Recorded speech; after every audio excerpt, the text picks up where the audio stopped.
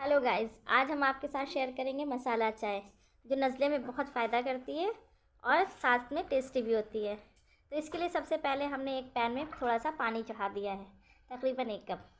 फिर उसमें 1 चम्मच हमने चाय की पत्ती डाल दी और थोड़ी सी लेमन ग्रास डाल दी है और थोड़ी सी कुटी हुई अदरक। अब इसको हमने बंद कर दिया और इसको खूब खौल जाने देंगे।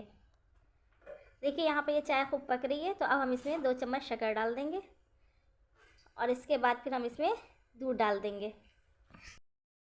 दूध डालने के बाद खूब अच्छे से इसे एक बार फिर पका लेंगे और पकाने के बाद इसे कप में छानेंगे और गर्मा गर्म पियेंगे।